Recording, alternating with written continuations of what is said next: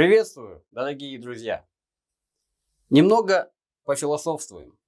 Сегодня поговорим о программе партии «Реформа». Только о программе, целях и предложениях. Касаться их партийного списка мы не будем. Начнем с миссии. Их миссия – это помогать каждому гражданину нашей страны стать успешным.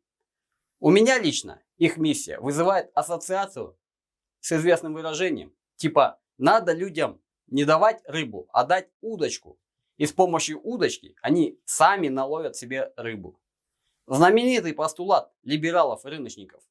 Только вот они забывают уточнить и продолжить, что удочка будет дана в кредит, за который надо платить проценты в виде части пойманной рыбы. Да и пруд, где они будут ловить рыбу, принадлежит одному очень богатому дяде, а ему тоже надо платить. Да, и если даже каждого научить ловить рыбу и дать удочку, то равенство будет только в самом начале, и то не факт.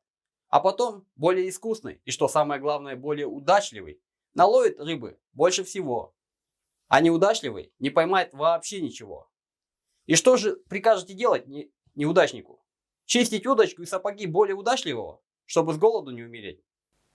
А не придет ли в один прекрасный день в голову неудачнику идея, что можно просто отобрать рыбу и клевое место у удачливого? Какой же оптимальный выход из этой ситуации? Он заключается в том, что рыбаки должны договориться, что, во-первых, пруд теперь общий, а не богатого дяди. А во-вторых, можно совместными усилиями соорудить сеть, и все вместе с помощью большой сети гарантированно ловить большое количество рыбы.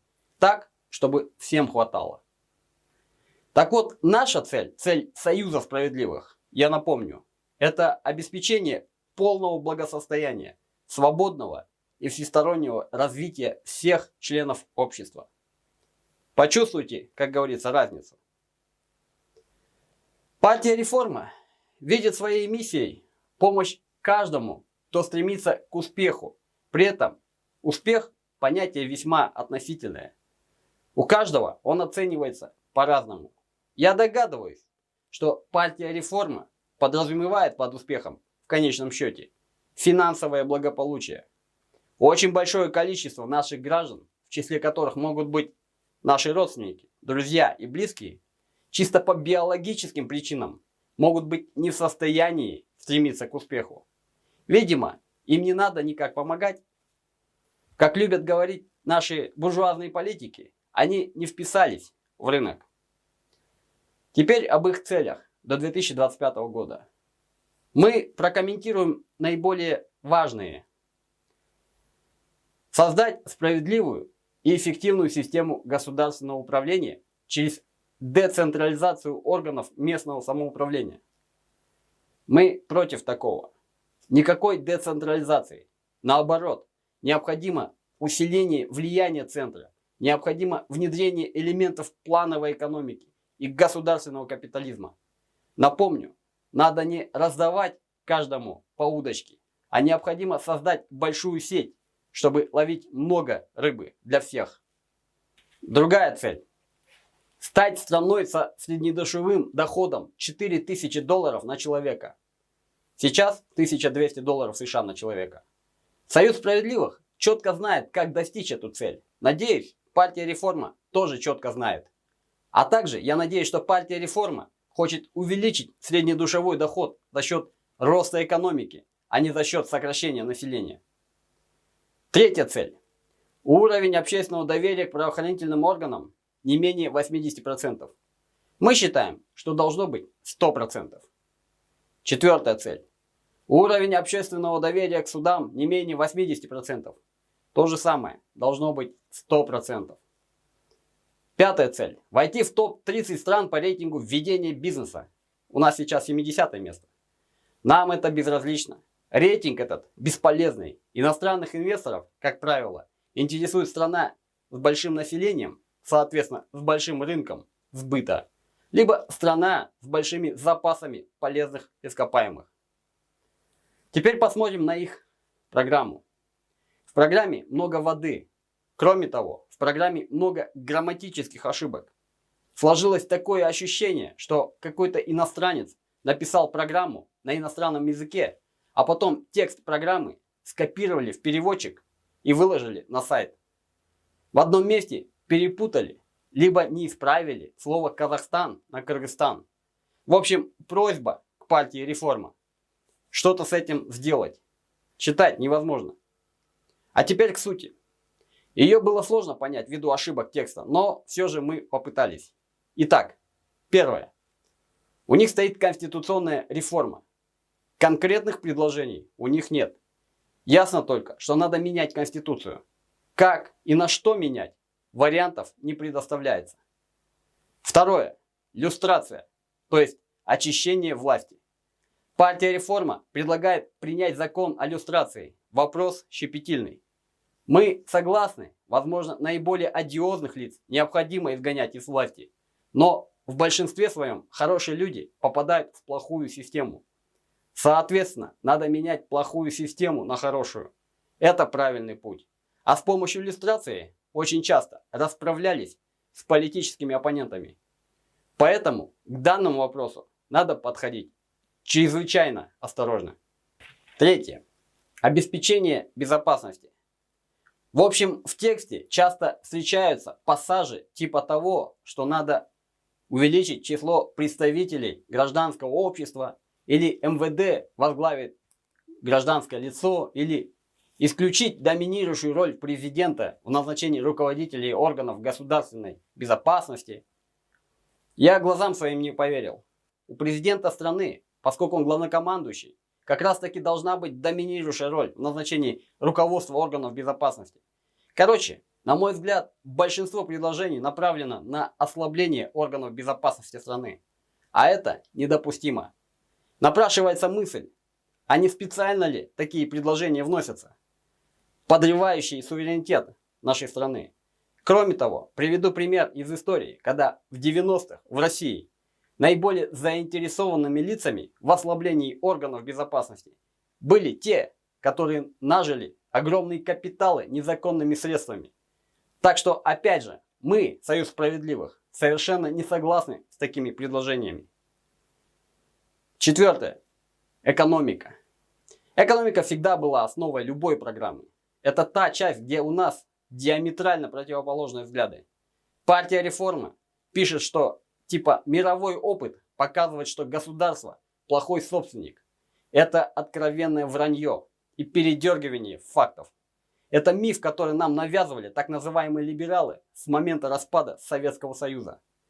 Этот миф был выгоден тем, кто осуществлял приватизацию доходных отраслей экономики в свою пользу.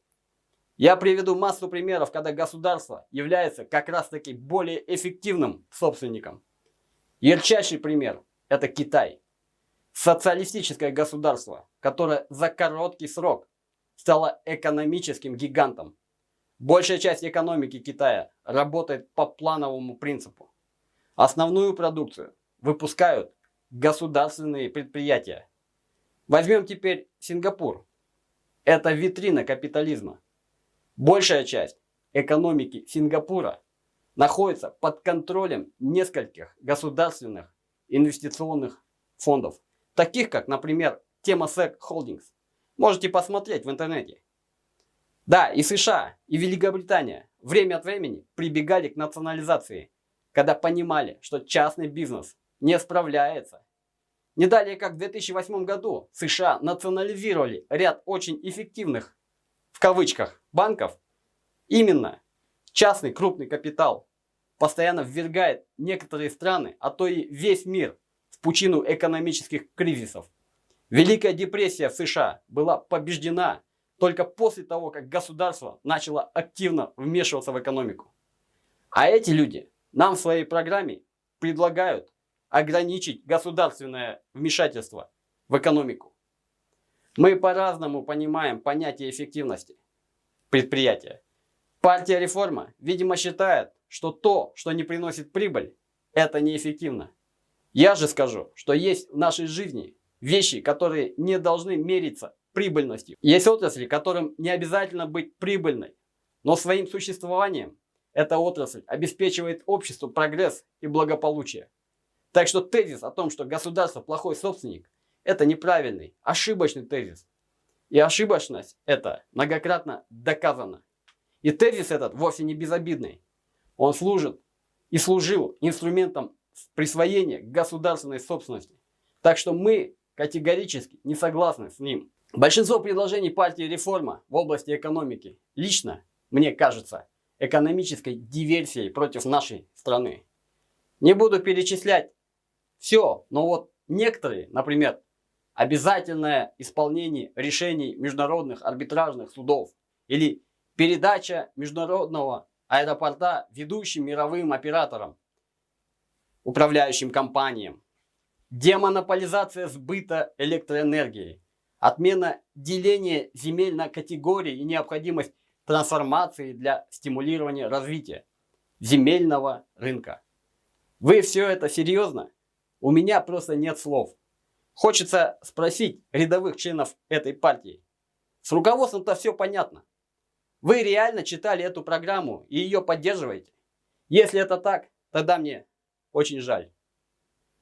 Теперь про образование, медицину и прочее. Здесь я уже не буду цитировать вам тезисы из их программы. Там, по большому счету, предложение пожелания.